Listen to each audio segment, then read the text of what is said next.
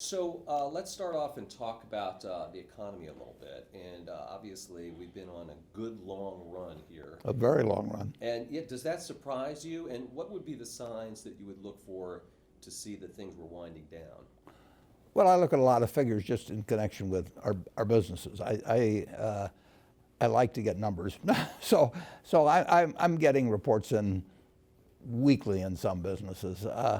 But that doesn't tell me what the economy is going to do 6 months from now or 3 months from now. It tells me what's going on now with our businesses, and it really doesn't make any difference in what I do today in terms of buying stocks or buying businesses. What those numbers tell me, they're interesting, but they're not guides to me. If we buy a business, we're going to hold it forever. So we're going to have good years, bad years, in between years, maybe a disastrous year some year, and we care a lot about the price. We do not care about the next 12 months. But are you surprised at how long this economy has been expanding? I've been surprised by all kinds of things in the last 10 years about the economy. I mean, I don't think there was any economist I've ever read that talked about negative interest rates for long periods of time. I mean, if you go back and read Keynes or you read Samuelson, you read any of them, they do not get into a negative rate environment. I think now there's still 11 trillion that's of government debt around the world that's at a negative rate. So we've never seen it before, and we've never seen, at least the conventional wisdom on a sustained period of long and growing deficits while the economy is getting better, extremely low interest rates, and really very little inflation. So something different is happening, but something different happens all the time. So, and that's one reason economic predictions just don't enter into our decisions. Charlie Munger, my partner, and I, in 54 years now, we've never made a decision based on an economic prediction. We make business predictions about what individual businesses will do over time, and we compare that to what we have to pay for them.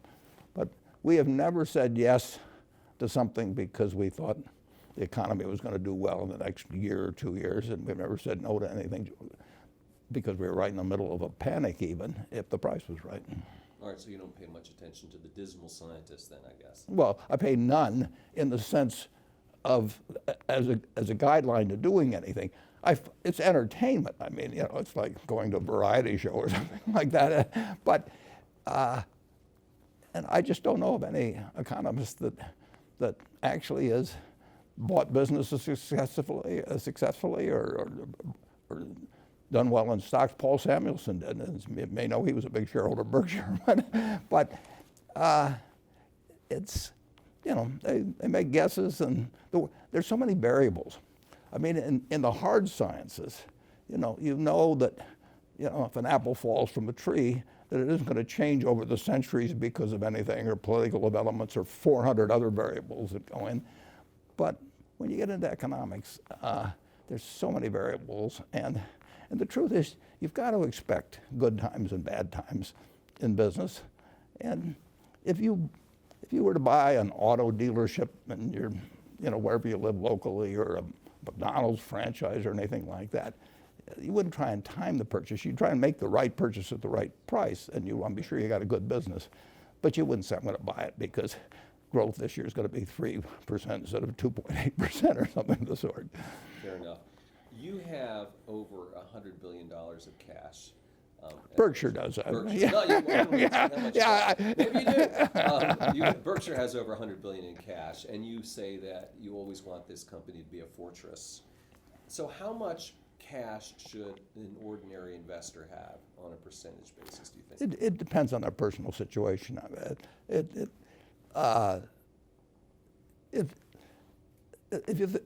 you're working in something where you're living off your paycheck from week to week, you want to have a little cash around, and you certainly don't want to have a credit card that's maxed out or anything like that. But if your house is paid off, if you don't have big living expenses, you got a portfolio of decent diversified businesses, you don't really need any cash. So you can be more cash free than Berkshire is. Yeah, yeah, I've got responsibility. We've got insurance claims. We could have hurricanes that, would happen. All kinds of things where we might have to pay out billions of dollars. And I've got over 1 million people that own shares that are counting on me to run the place so we get through periods like that.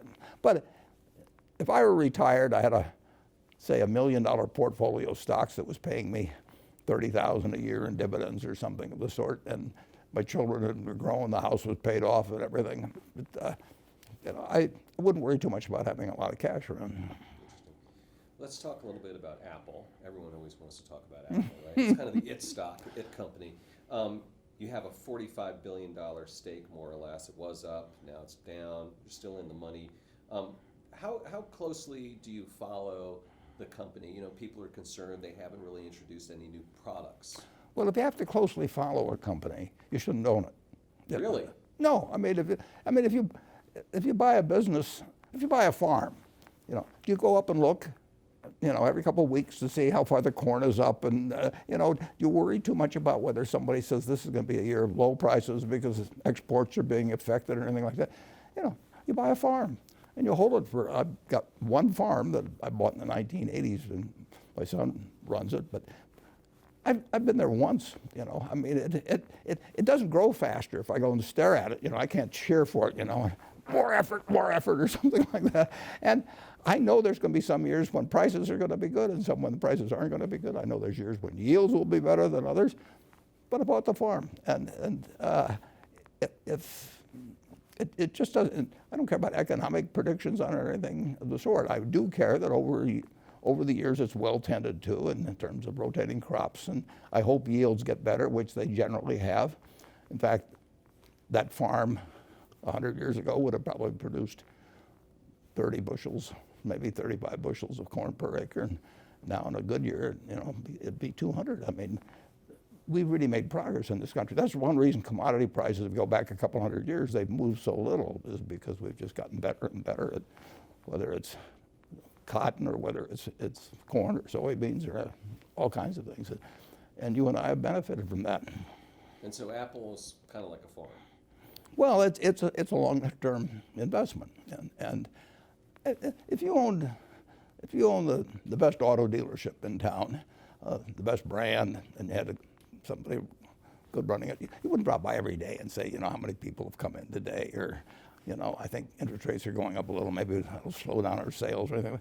No, you buy it knowing there's 365 days a year, and you're going to own it for 20 years, so that's 7,300 days, and things are going to be different from day to day and year to year. You shouldn't buy it if the day-to-day stuff is important. Let's switch over to talk about buybacks, which is another hot topic these days.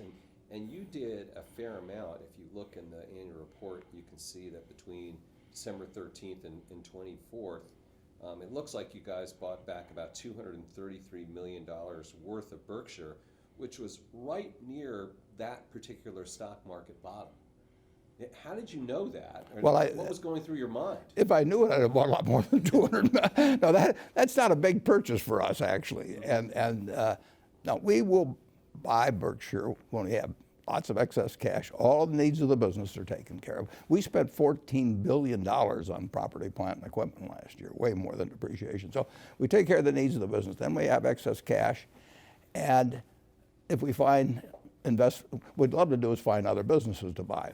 But if I think the stock, and my partner Charlie Munger think the stock is selling below intrinsic business value, we will buy in stock.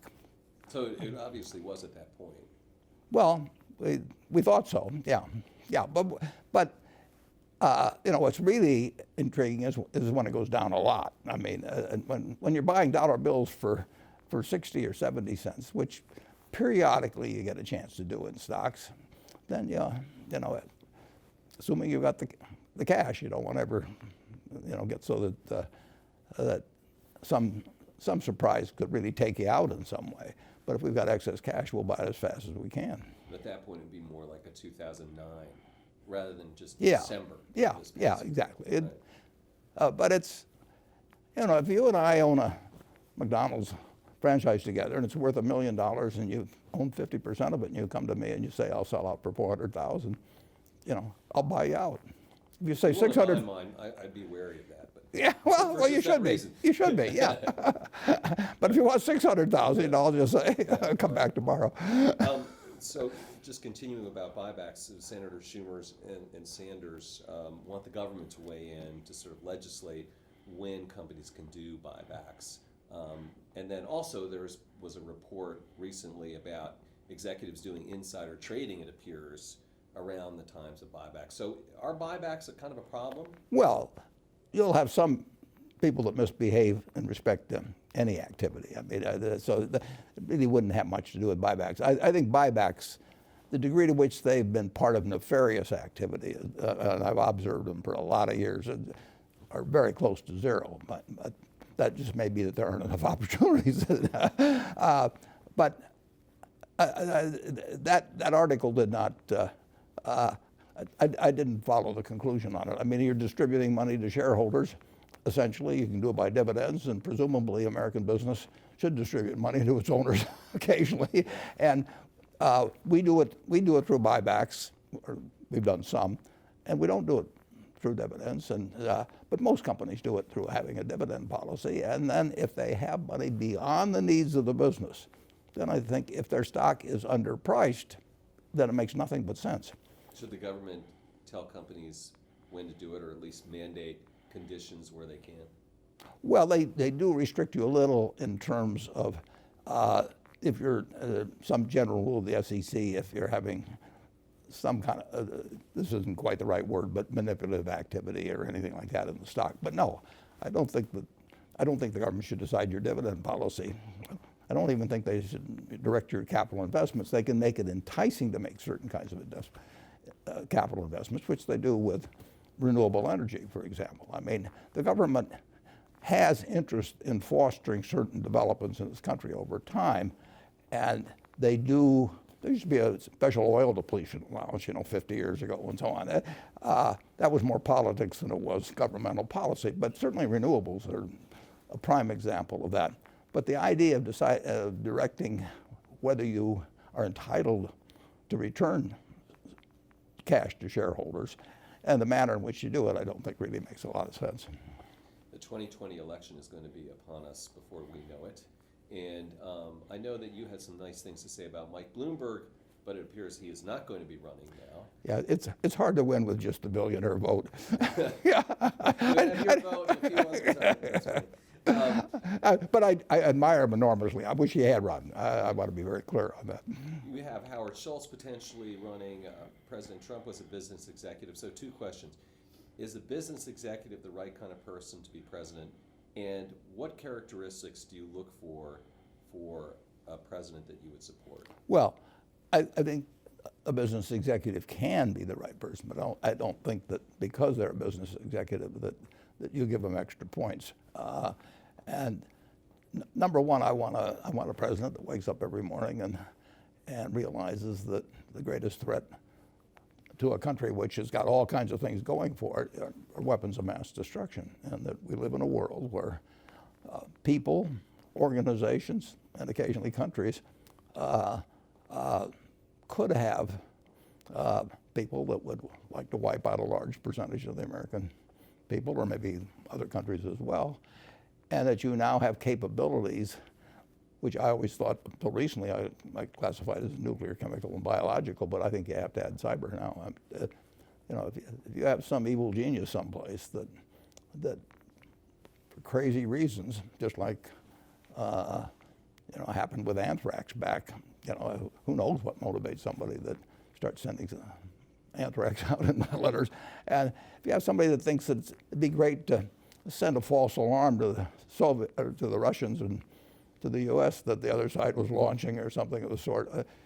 It's a very, very dangerous world. It's a wonderful world, but it has dangers now that started in August of 1945, and when Einstein said, this changes everything in the world except how men think. So I want a president that has that same filter, that all of these other things are important, but protecting the country and reducing the chance of successful use of weapons of mass destruction against us is the number one job. And I think I think most of the presidents, I've talked to a couple of them about it over the years, and I really think that they do realize that they may get lost in the events of every day as they go along.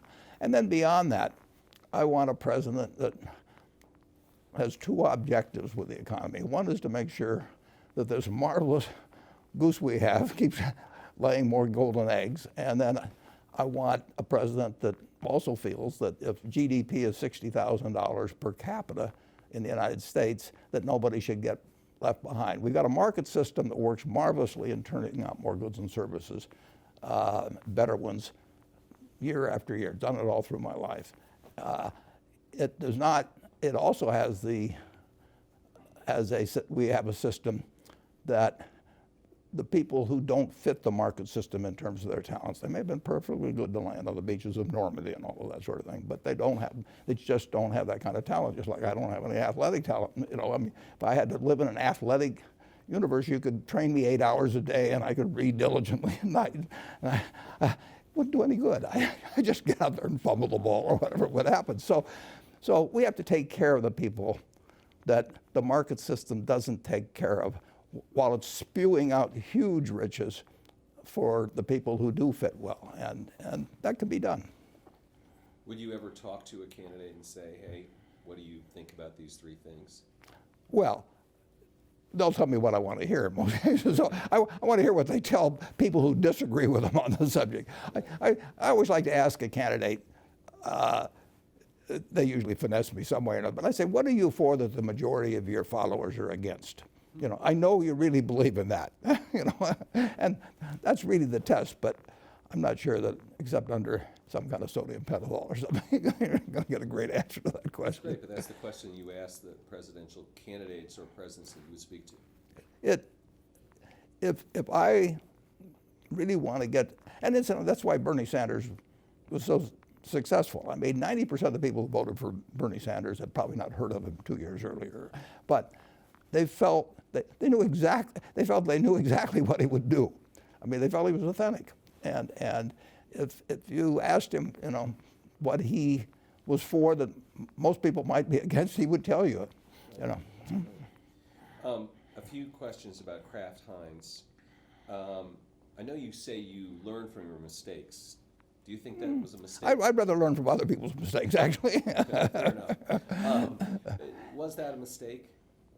Well, we'll find out over time, but we did pay too much, in my view, for Kraft. We didn't pay too much for Heinz. So when we started out, it was originally a non-public partnership between us, but we did pay too much, in my view, for Kraft. And there's not much you can do about things if you pay too much. Secondly, there's always been a struggle between the retailer and brands. I mean, if I've got a terribly weak brand and I want to get into Walmart, I'm not going to be able to do it. You know, I mean, I have to offer all kinds of crazy concessions, you know, and I want to be in Walmart if I have some sort of consumer packaged goods. The negotiation is way different if you have something essential versus non-essential. 10 years ago, Costco tried to get rid of Coca-Cola.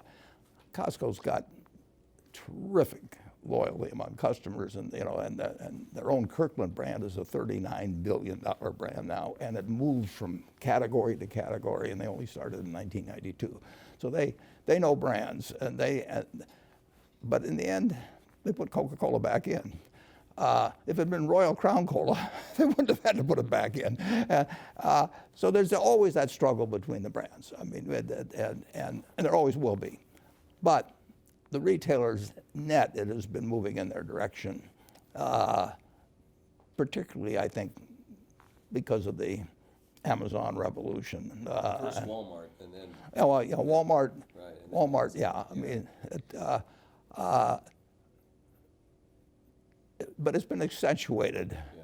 I think we have a new retailing environment now. I mean, it isn't like it goes from night to day, but it moves somewhat. And brands that people have spent billions of dollars developing and sponsoring TV shows or sponsoring radio shows in the old days. I mean, Campbell Soup was always on there with Jack Benny or something, you know, when I was a kid, and it was big.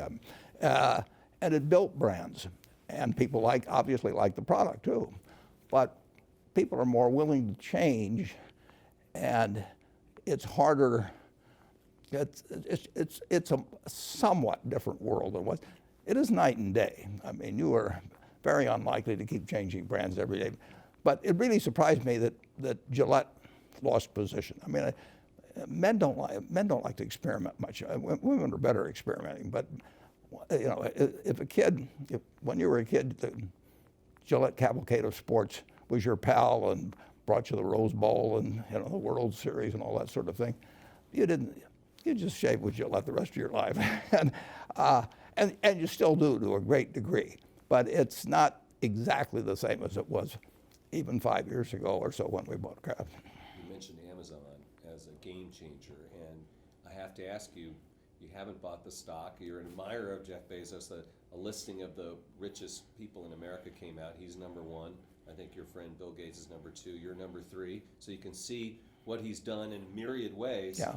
And of course, the question is, how come you haven't bought Amazon? Is there still time to buy? Would you still buy it? Oh, I always admired Jeff. I mean, I met him 20 years ago or so, and I thought he was something special, but I didn't realize you could go from books to what's happened there. No, I mean, he had a vision and executed in an incredible way, something that it would not have,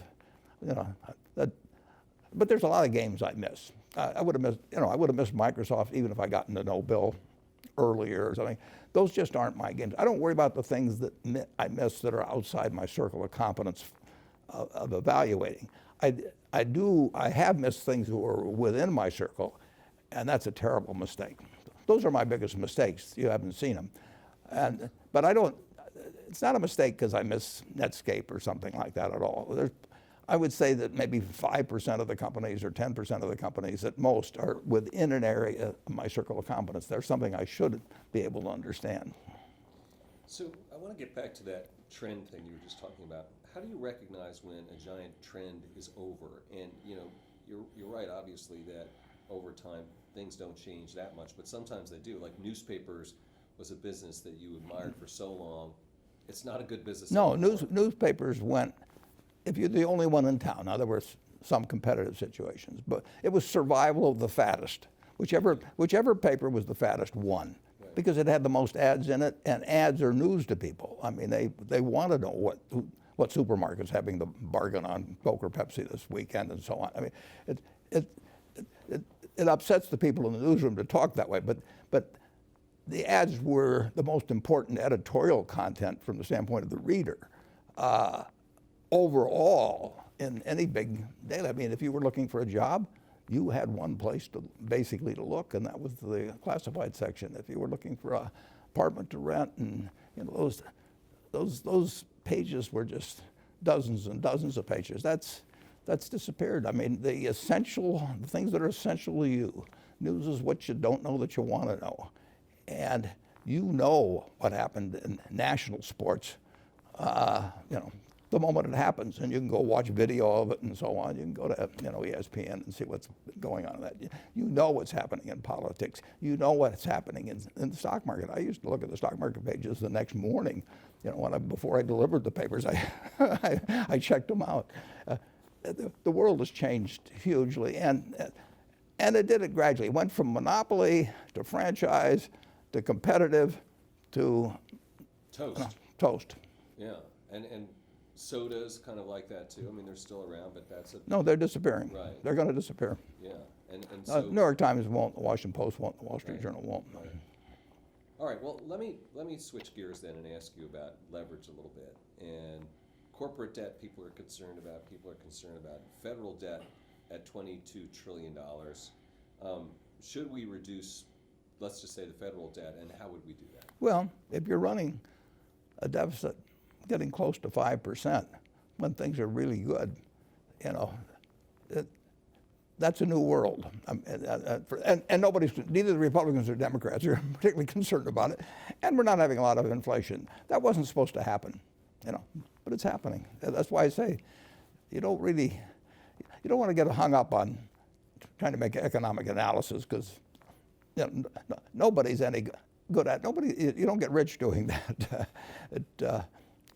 If you look at, you mentioned that Forbes list, if you get on the list, the number of people have done that by economic analysis, I think you're just about zilch on there.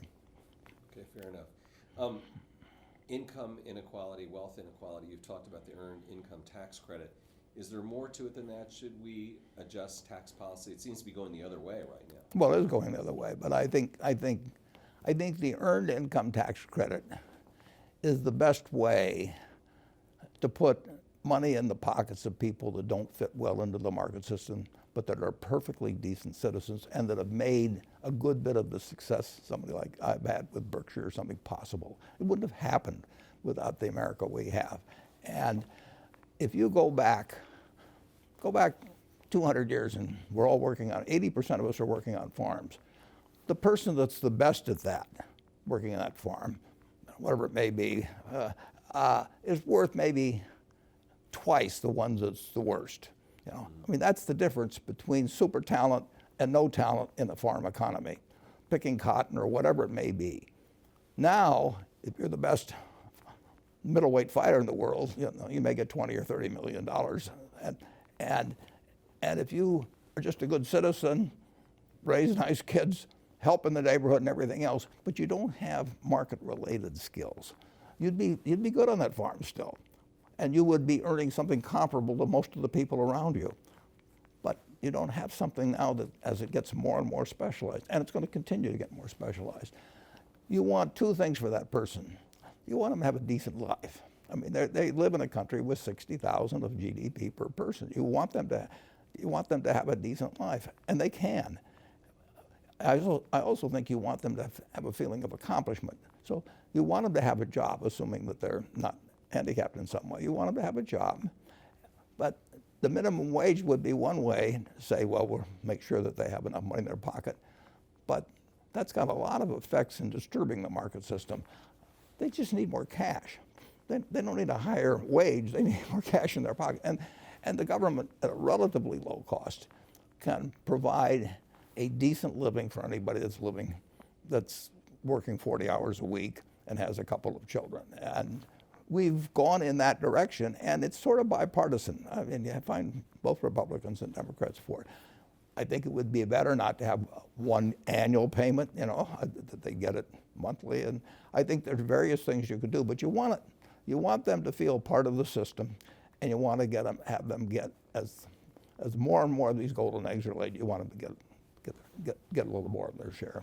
I mean, if we don't do that and the Democrats win, it's possible we get, you know, big taxes on wealthy people, free college for all, and those are bigger plans. You want more money in the pockets of everybody that's willing to work or is unable to work.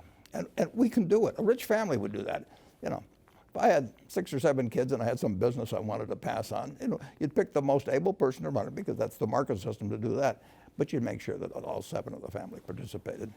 You'd give more to the one that didn't. You might give more to the one that kept producing the golden eggs. You would, but you wouldn't just say to the the one at the lowest end, who might be the best kid of all in most respects. You know, he's the one that shares with everybody and does all kinds of things. You know, and you wouldn't say to that him or her that, you know, too bad, but that's just the way the market system works. You know, that, go have your spouse get a job and look for housing someplace. Right. Why don't we do an update about the healthcare initiative, which now the company has a name. Yeah, Haven. Was that your idea? No. I didn't worry about a name. We could have gone on as a no-name operation for 10 years, as far as I'm concerned. No, that is. We got a wonderful partnership in the sense that it's large and has reasonable market muscle with more than 1 million employees among the 3 of us. We've got 3 CEOs that can make things get done in organizations that are so big that normally they would get very bureaucratic. You know, I mean, you know, if you try to do this with many big companies, you'd have legal weighing in, and you know, and public relations weighing in. We don't have any of that stuff.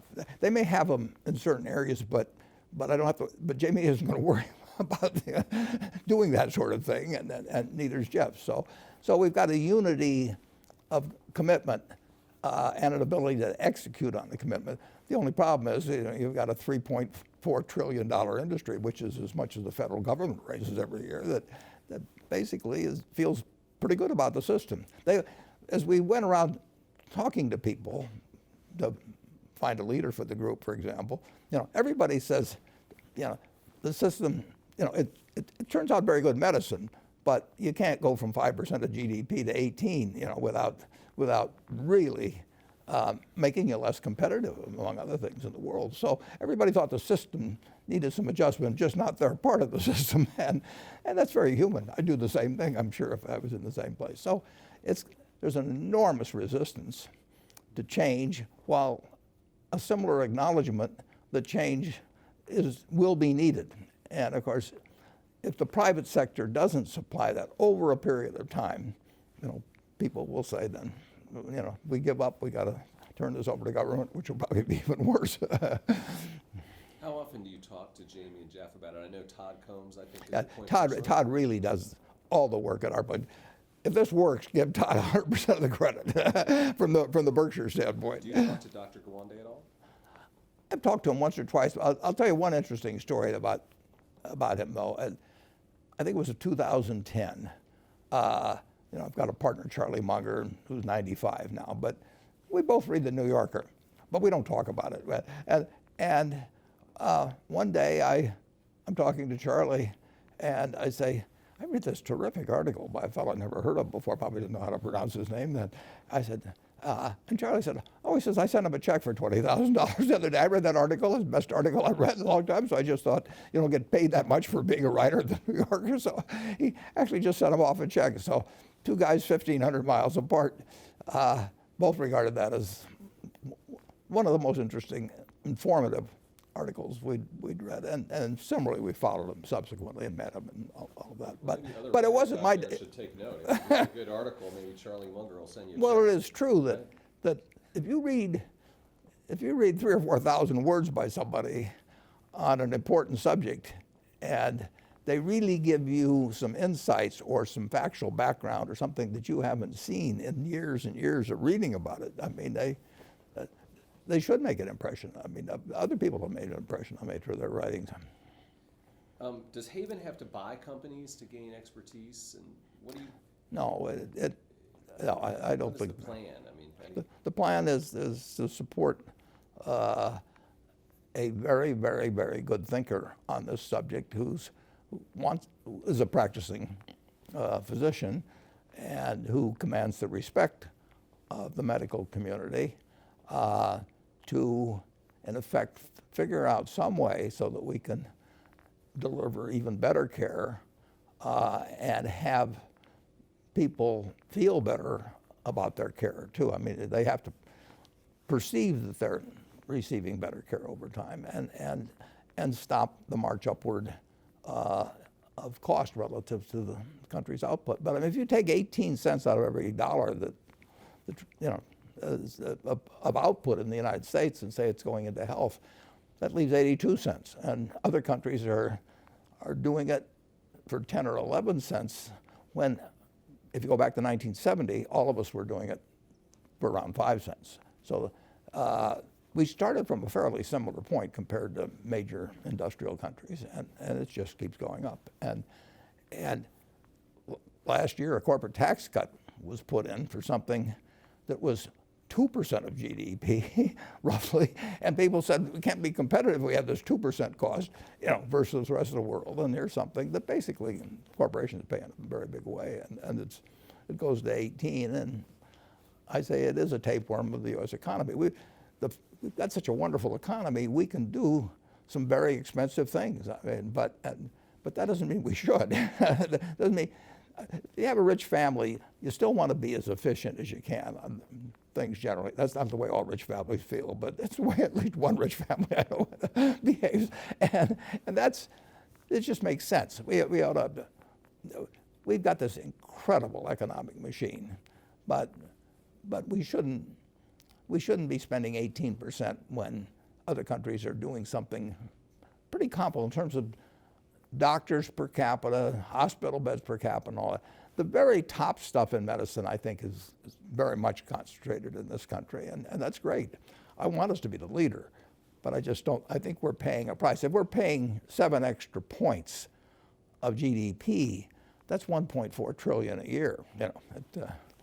Is the administration focusing on drug prices? Is that sort of a rabbit hole? Is that missing? Well, I don't. I mean, they're trying, and Congress generally. I mean, if you talk to the average congressman, they regard it as a problem, and they see specific instances, of drug prices or something like that. But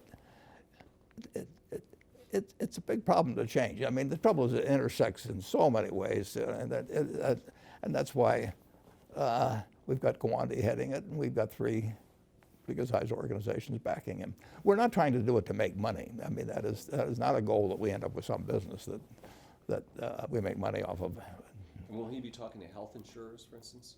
Well, he'll be talking to everybody, but it is his game plan is not something we're going to try and lay out because it's in his head to some degree. I mean, obviously we selected him by hearing and reading and so on what he's done, but he'll learn as we go. We will conduct certain experiments, or he will, and try out a community where one of us has a lot of employees, maybe, and there's various ways to experiment. Why don't we take a little bit of a break? We'll be right back with Warren Buffett. All right, we're back with Warren Buffett. Warren, a few things from your shareholders letter that I want to ask you about. You talked about the disparity in value between stakes in companies and wholesale takeovers, so that you were looking maybe to buy positions in stocks rather than buying whole companies because of the price differential. Why does that exist? Can you explain that to us? Well, generally speaking, when companies are sold, they sell at premiums. Now, they sell at premiums because the buyer thinks they can do all kinds of wonderful things with it that the present management isn't doing. I've often said that, on the Fortune 500, maybe 250 companies should buy the other 250, and they just totally shift every year because everybody thinks they can run it better than the next guy, which is what you're saying when you buy it in its entirety. I don't think we can run anything better than the people that are running when we buy it. So it's hard for me to get to a premium, and the premiums have gotten more dramatic, and the leverage available has gotten pretty generous, and that causes people to buy. People love to buy what they can't pay for. Basically, if somebody will also put up the money, and we don't calculate leverage into any of our purchases. In other words, we don't say if we buy this thing for $10 billion, we can borrow $7 billion against it, because we're really using up Berkshire's general credit. I mean, I could apply 70% leverage to any one of our companies and make it look better, but the truth is it's the general credit of Berkshire that's doing that. So it'd be crazy to, just because I want to buy something, say, well, I'm buying this with 70% leverage, so therefore I can pay this kind of silly price. But when the CEO, well, you've got a huge bundle of money that's committed to buying something. They're getting paid a fee, tick, tick, tick, every day to buy it. Now, they do get paid whether they buy it or not, things or not, to some extent, which is kind of an interesting business approach, but they do. But they also, let's just say there's $1 trillion out there to do it. I don't know the figure. But beyond that, they probably put $2 trillion of leverage. They probably use 2/3 leverage if they could, on a purchase, something close to that. So you really got like $3 trillion of maybe purchasing power using these assumptions, which I know aren't correct, but they're in the general ballpark. Well, $3 trillion, there's only 30 trillion of U.S. companies, roughly. And you can take Amazon and Apple and Berkshire, and they aren't for sale. So you got trillions that aren't. So the demand supply is really tilted. And it doesn't work in your favor. It works 100% against us, because whenever you've got somebody that gets paid for the upside and locks up the money for 10 years, or so, they've got every incentive to keep doing that. 20 years ago, I had a fellow call me whose name you would know, and he said, Warren, I don't know anything about the reinsurance business. And he said, we got this reinsurance company offered to us. and big one. And he said, "Tell me what I should be looking at." And I went through a little bit of it. I said, "But you're not going to learn that much about the reinsurance business by a phone call with me." Why are you looking at this? And he said, "Well," he said, "we got to get the money invested in the next 3 months, or we have to give it back." And that's his equation. And once he buys that company, he's got a fee built in for 5 years or whatever it may be, and he's got some of the upside, and he'd like upside, but if it doesn't work out, he still makes a lot and gets very, very rich by anybody's standards. So it's tough to compete with that. Right. Shifting gears, where do you find things like that Abe Lincoln tail and leg quotes? I mean, do you read Bartlett's book of quotations? No, I don't read by it, but probably 50 years ago I looked at a few Bartlett's quotations, but I read a lot. And you just remember these things and apply well, them? if you're 88 years old, I mean, you ought to remember something. Oh, you don't remember what happened yesterday, but you remember the old stuff. You've got a lot of interesting quotations in your head. You, not like you do. That's great. Okay. I was looking at another topic completely. I was looking at the New York Times stock, and boy, it was, I think, $3 in 2009. It's $30 today, and noticing Carlos Slim, I think, did pretty well. Very well. Were you interested in buying the New York Times? Did they approach you back then in 2009? It's been reported, and it's in this book that just came out by the former editor. There's just a little reference Jill to it. Abramson's Yeah, book. Jill's book, and it's just touched on there. But they were in trouble. A lot of companies were in trouble then. Now they've hit on something online. I mean, they were late to the game on the online thing compared to the journal, but they're really moving in online now, and they should be. I mean, they've got the natural franchise for that, and so their economic model's worked out. And I shouldn't go into any more detail on history. Was your phone ringing off the hook around then? Well, it was ringing some, but it was ringing enough. I'll put it that way. And I mean, I ran out of money before it quit ringing. Wow. So one company you invested in was GE. Yeah. And you did well with that investment. And Yeah, I was too early, actually. If you look back, I was very active in the last half of September and early October, and then I wrote that article in later October. And I knew it was going to get bad. I wrote in the article it was going to get bad, but I didn't think the stock market would react as much as it did between then and March. So I had more or less used up our powder well before the bottom was hit. it's interesting. How have you avoided not getting back into GE more recently? I mean, I'm sure that they've reached out to you. Everyone says, "Oh, why doesn't Warren Buffett invest in GE and save it and take it to the promised land? It's this great American company." Well, actually, I think Larry actually is doing a good job. I mean, that sale he made the other day to Danaher, yeah, Larry Culp, but to Danaher is a good sale, and I think his priorities are straight, and I think I just read the interview he did about 2 days, a few days ago, and he's a very able guy, and he's on the right track. And I'm a fan of GE's in the sense that we're a big buyer from them, we're a big seller to them. I've known the managers. I mean, Jack Welch is a very good friend of mine, and we don't agree on politics 100%, but we have a lot of fun together, and I love the guy. So I've got a great desire for GE to do well. It just hasn't looked that attractive to me. Right. You talked about the groves of trees Yeah. in the letters shareholder. One was the third grove, which was sort of the in-between stakes. Yeah, the equity interests. Yeah. That were not. Is it the case that those are sort of not the healthiest grove of trees? No. Why would that be? No, those Pilot Flying J's they're companies that under GAAP accounting we have to record under an equity method. We own more than 20%, but we don't control them, and so it's treated under GAAP accounting as a special category, and it didn't fit well in the other grove, so I had to make it a separate grove by itself. It's not that significant a growth. You say that the sum of Berkshire has a greater valuation than the parts. That is true. Did you ever try to calculate that? How much is that? Well, it depends on circumstances. I mean, there's sometimes when the float from insurance can be very valuable. There's sometimes when the ability to use production tax credits, we'll say, in the utility business, but have them on our as part of our consolidated return helps. But that varies a lot. But it is a plus.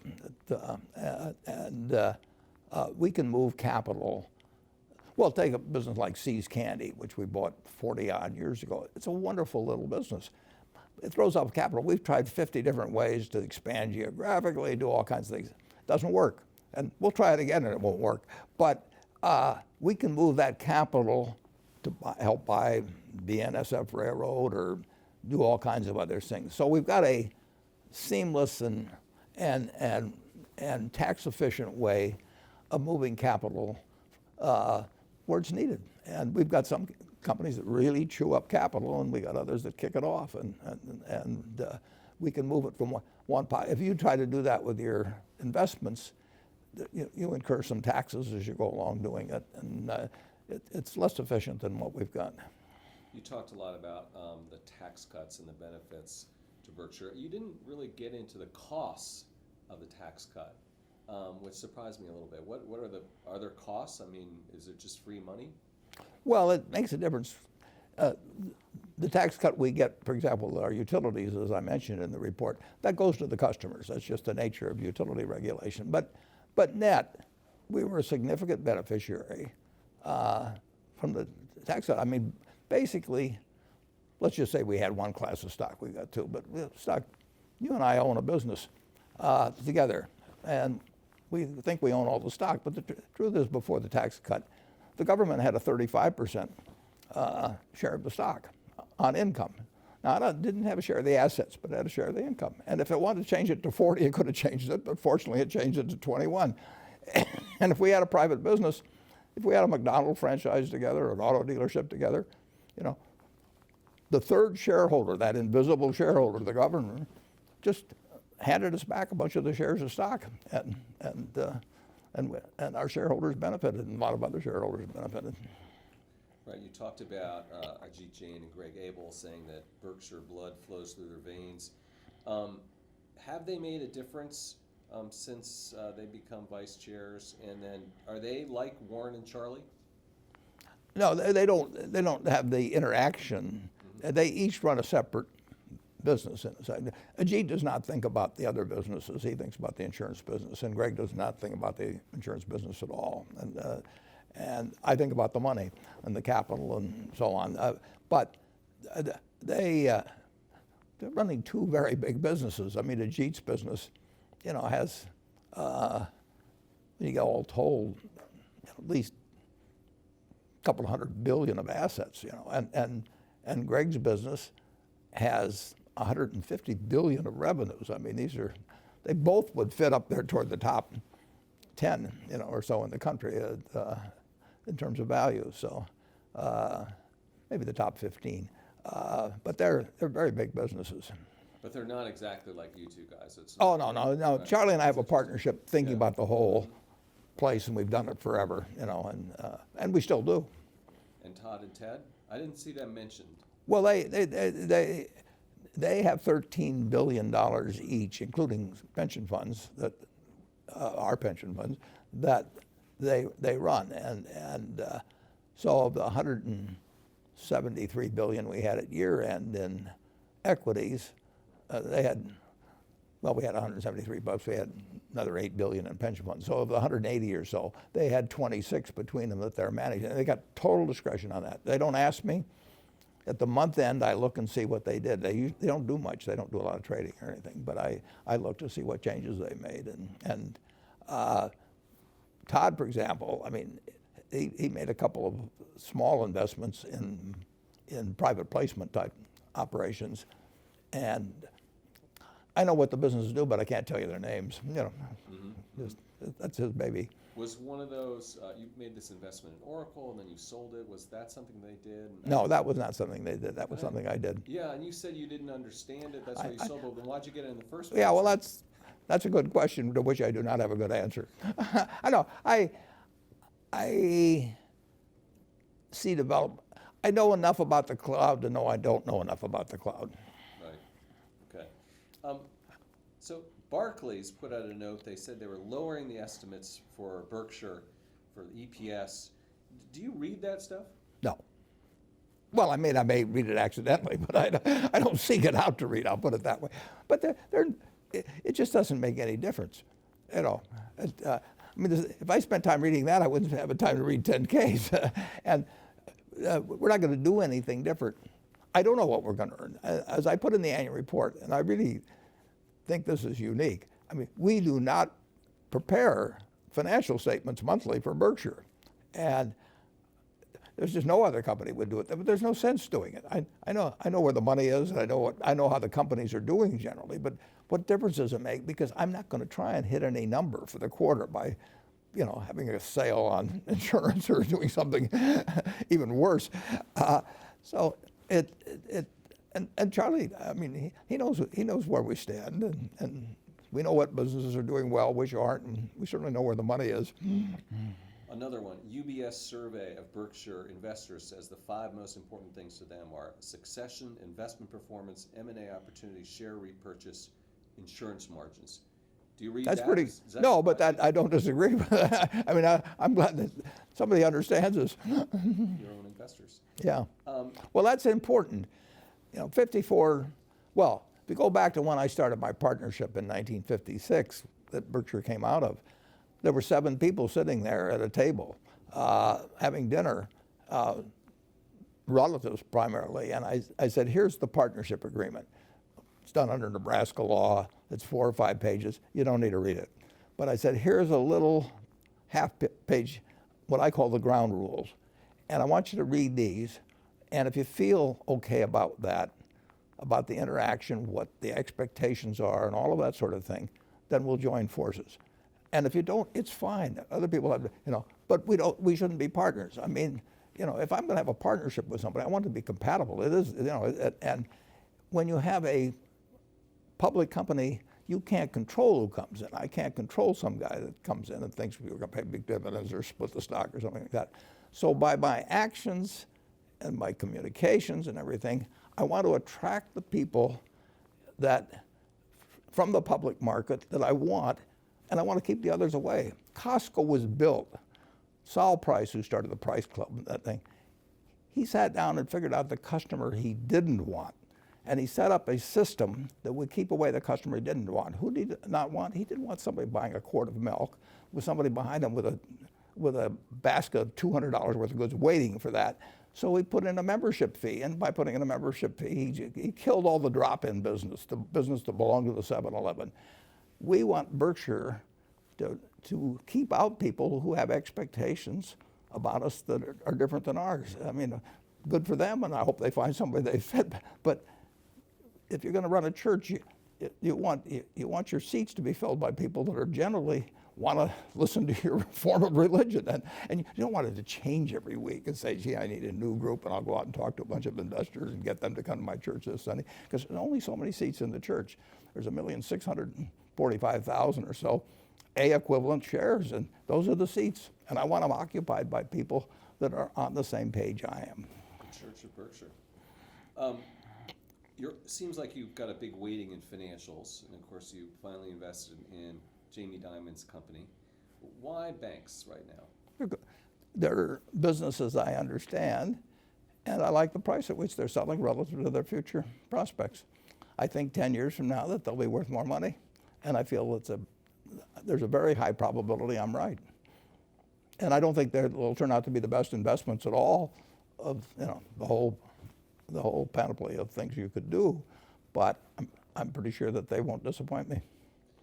You said you were surprised that interest rates have been this low this long, but isn't that because of accommodating central banks' policies around the world, A, and how deflationary technology is in society? Do you think that has something to do with it, those two? You can always look back and frame up the reasons, but in the end, nobody was telling me, if somebody told me 10 years ago what was going to happen in the next 10 years, we could have made a lot of money in the bond market together, but there's always the reason afterwards. Tomorrow's paper will say stocks went down today because of, but they didn't write it this morning's paper that stocks are going to go down today.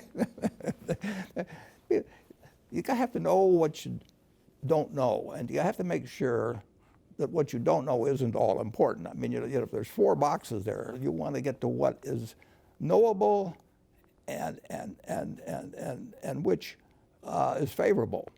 And there's things that you'll miss out on because they belong in the other 3 boxes, one of which will be favorable, another one favorable.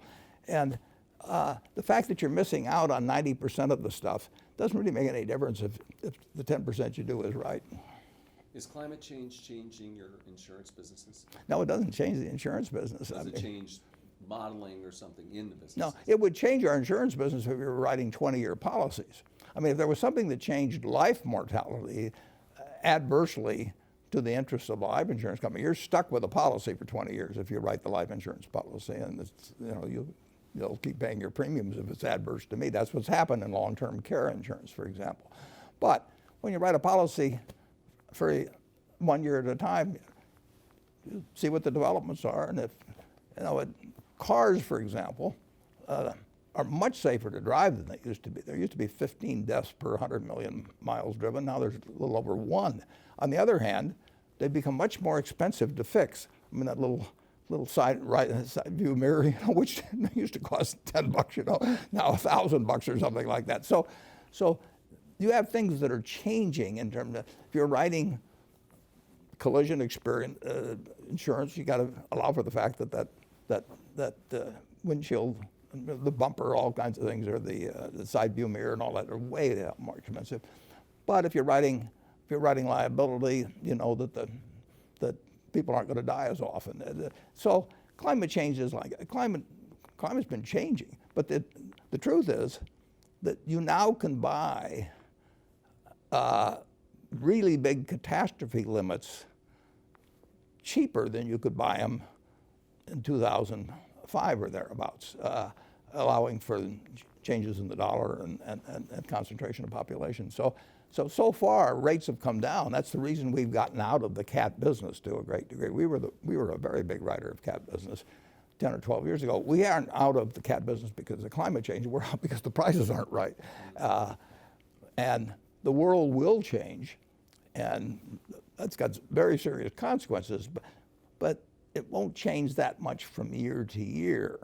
That, we've done very well during a period of some climate change. Right.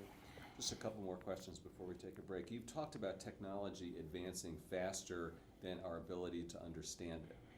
And I'm wondering if social media and Facebook and Google and Russian trolls coming in, is that maybe an example of that? Or are you still worried about that problem?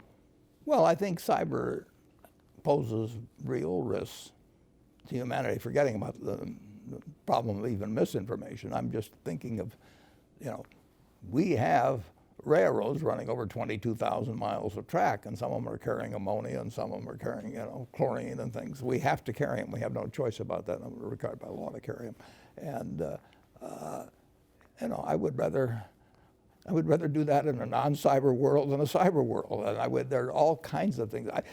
The problem about something like cyber is that it's moving, and it's just unpredictable whether you'll get some crazy guy like stuck the anthrax in the, what they can do becomes magnified. I mean, when you saw what 19 guys did, on 9/11. I mean, tools in the hands, or potentially in the hands, of either crazy individuals, crazy groups, or even a few crazy governments, are really something. And we don't necessarily know what all the tools they have are, and that is moving all the time. I mean, again, Einstein said, I know not with what weapons World War III will be fought, but World War IV will be fought with sticks and stones. You know, I mean, it's a dangerous world. I don't know if you've been following this, Warren, but what do you think of Elon Musk's behavior as a CEO? Well, I think it has room for improvement. Now, he and he would say the same thing. You know, I mean, it's just some people have a talent for interesting quotes, and others have a little bit more of a blocker up there that says this can get me in a problem. And but he's a remarkable guy. But I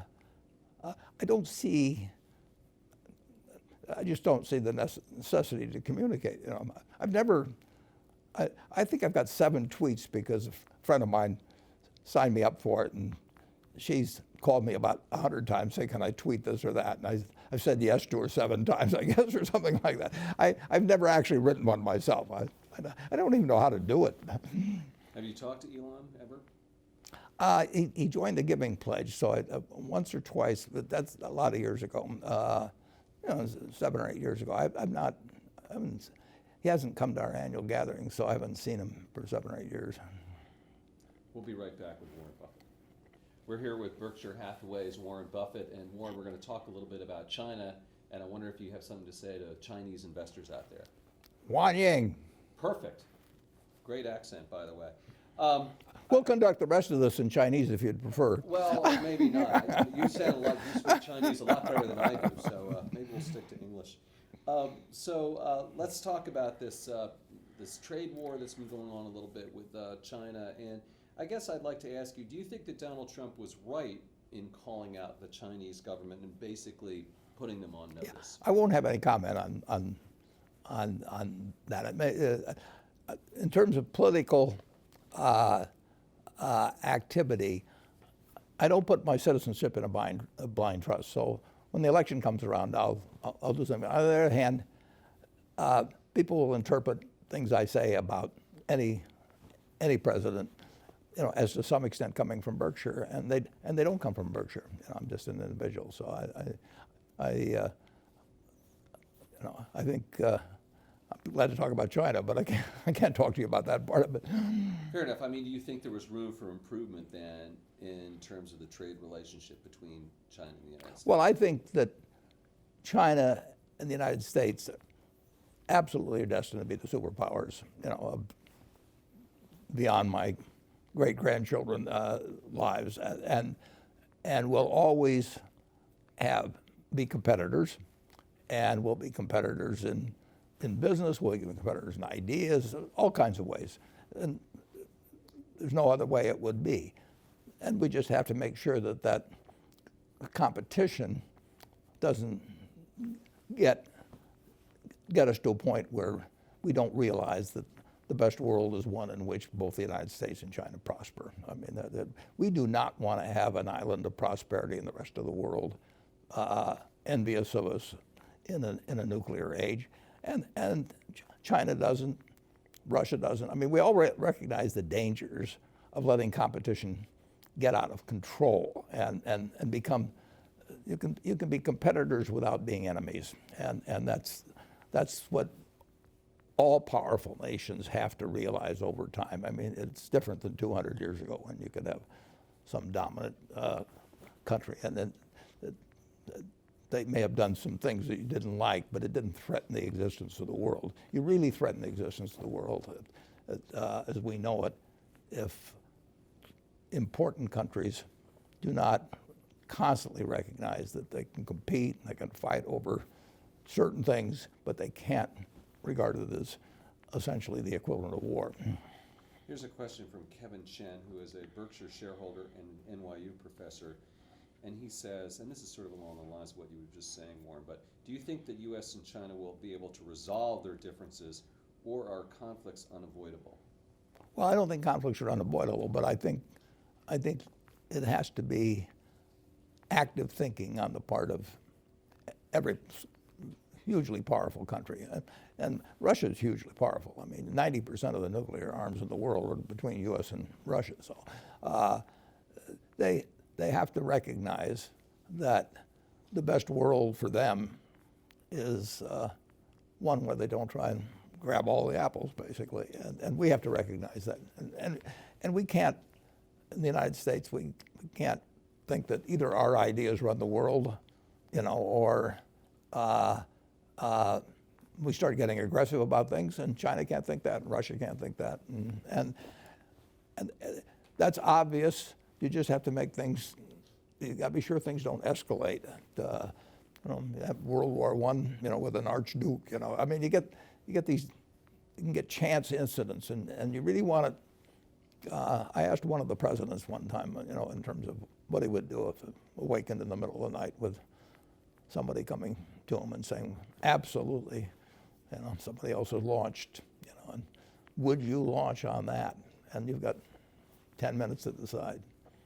And I wouldn't want to have that responsibility, but you want to make sure you don't get to that point. Right. Would you ever make a big acquisition in China? And if not, aren't you missing a huge portion of? Yeah, the answer is we would. Yeah, we would. Have you looked? We've been made aware of some things, yeah. Are you concerned, on the flip side of the coin, are you concerned that the rule of law is different, that the accounting might be opaque? Well, I'd want to be sure I understood the accounting, obviously. Some businesses that'd be easier to do than others. But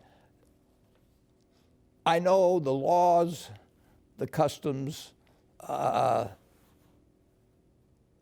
accounting, the people better in the United States than any place else. So there's some small hurdle in many countries to get over, which I can get over. I mean, but I just don't. It's just not as easy as looking at something where I already know the answer, from previous transactions or something of the sort.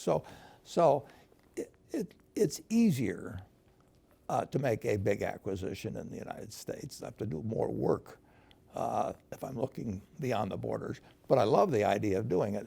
When we made the acquisition in Israel a dozen years ago, I didn't know what the tax rates were there. I didn't know what corporate law. I suspected that it would all be answered satisfactorily, which it was, but I didn't just automatically know it. It seems like you're more open about doing a deal in China than in previous conversations. I don't think so. No, I'm open. Yeah, we made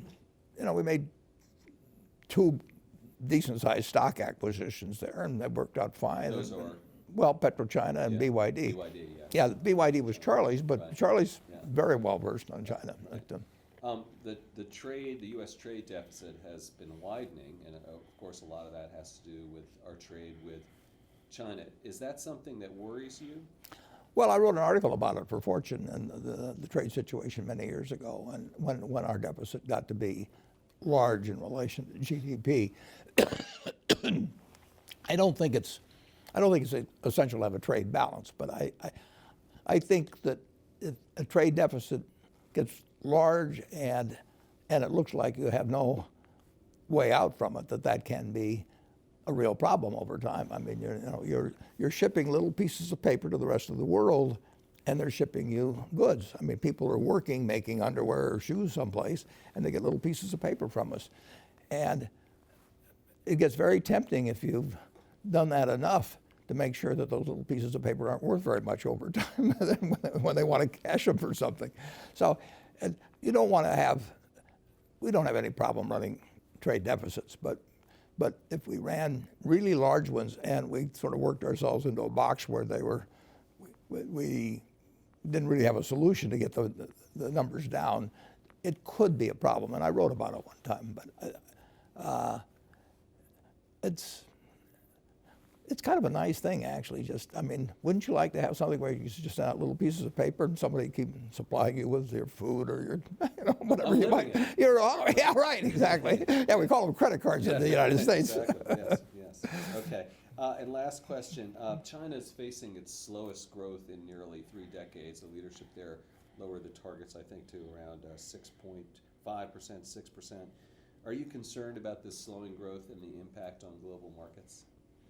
Well, I don't worry about it in terms of global markets. I mean, China's going to grow a lot over time. I mean, when you think of what's happened well, this is 1949 or whatever, you know, but there's been nothing really like it. I mean, you had 20% of the world's population at that time, perhaps, really hadn't remotely achieved their potential. I mean, they had the intellectual capacity, they had a decent soil, all kinds of things. I mean, and what's happened there almost is beyond belief. And that game's not over, but we've had incredible developments in the United States. I mean, you know, real GDP per capita is 6 times what it was the day I was born in the United States. 6 times. And we thought we were a pretty developed country then and everything. No, my parents wouldn't have believed it. I mean, they would have thought, you know, that this kid has really got it made, you know, being born in the United States, and it was true. I mean, we had this tailwind, and China's had a hurricane behind it, you know, in recent decades. In a good way. Absolutely. Because you were comparing it to the tailwind. Yeah. Hurricane No. at the back.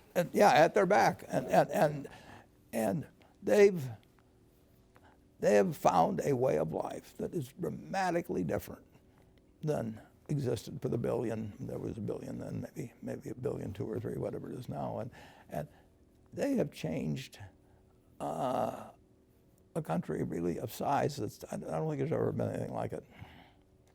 We've done it too, but it took somewhat longer. I mean, it was a more stretched out. It was a remarkable period, but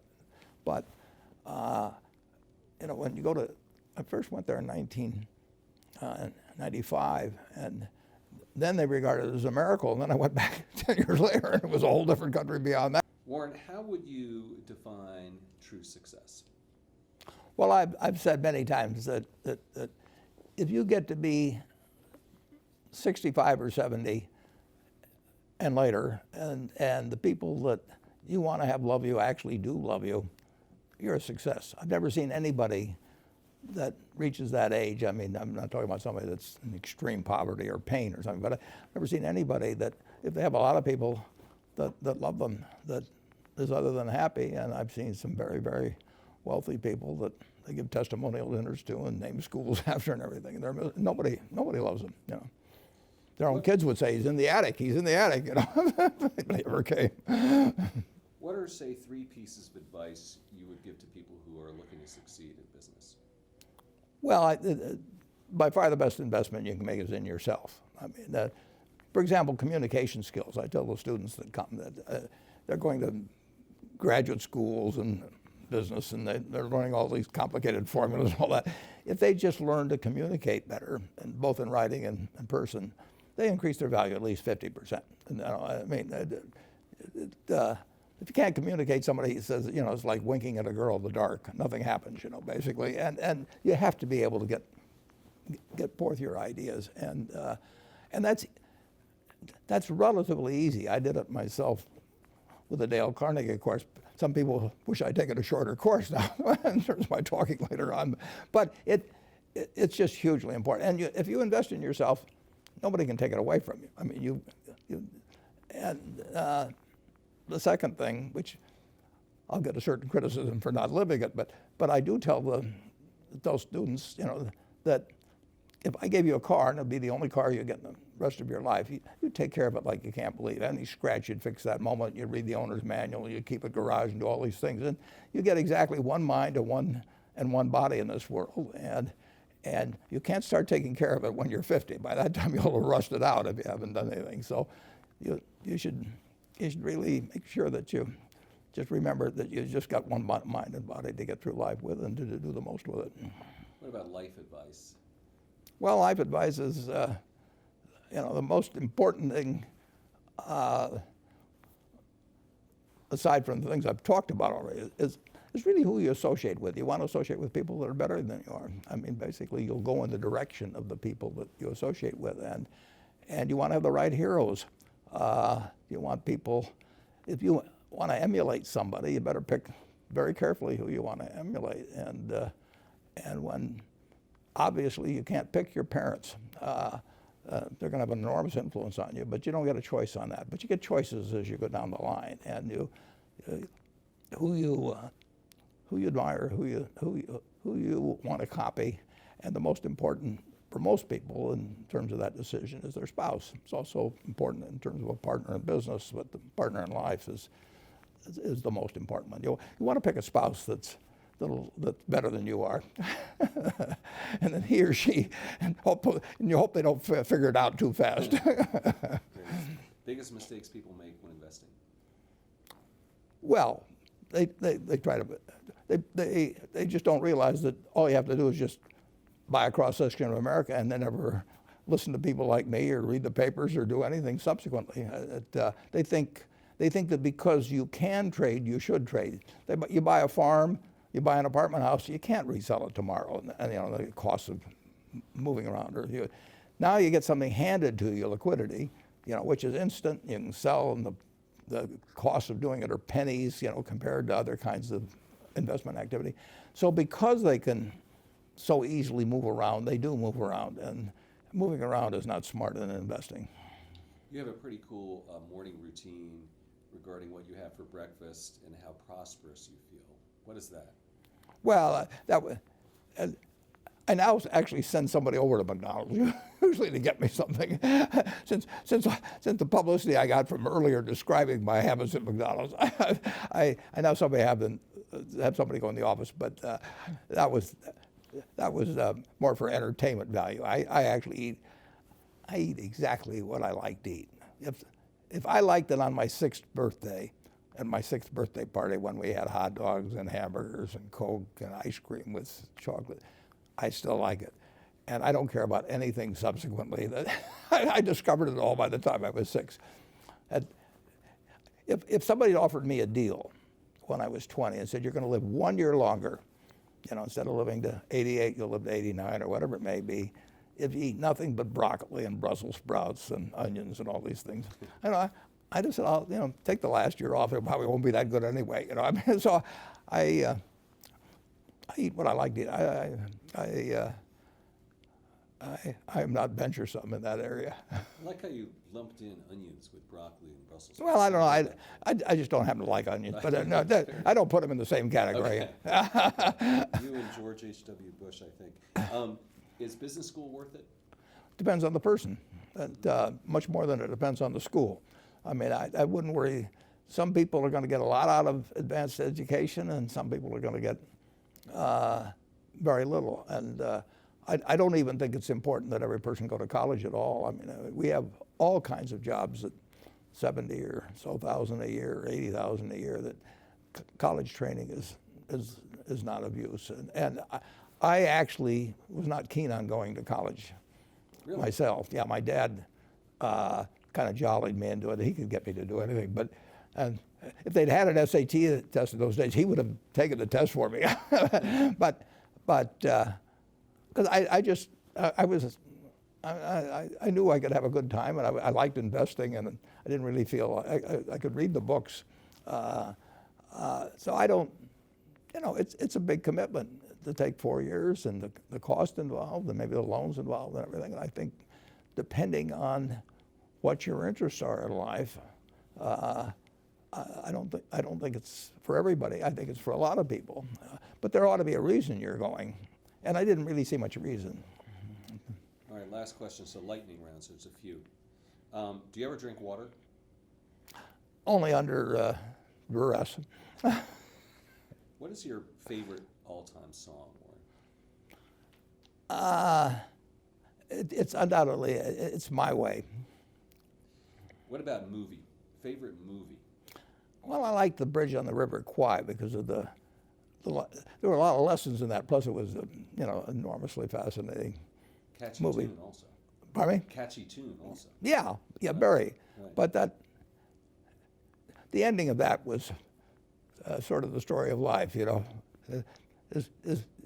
He created the railroad, and did he really want the enemy to come in across it? Got it. Favorite book? Well, the favorite book from an the book that had the most impact on my life was The Intelligent Investor by Ben Graham. I knew you were going to say that. Yeah. Favorite TV show? It's probably going to be it would be Nebraska in some huge bowl game and winning. Got Got it. And finally, what do you carry in your wallet, and how much money do you tend to carry around? Well, I probably carry maybe $400. I actually, my wife likes to use cash, so I just take home a chunk of cash every now and then she doles it out. She looks at my billfold and sees whether all the hundreds are gone. Sticks a few in there. But, it's pretty simple. And credit cards? I've got an American Express card, which I got in 1964, but I pay cash 98% of the time. If I'm in a restaurant, I always pay cash. It's just easier. Warren Buffett, thanks very much. Hello, investors. I'm Zach Guzman. Thank you so much for checking out the Yahoo Finance YouTube channel. Don't forget to click right here to subscribe. And don't forget to check out our live market coverage every day from 9 a.m. to 5 p.m. Eastern Time right here on the Yahoo Finance YouTube channel.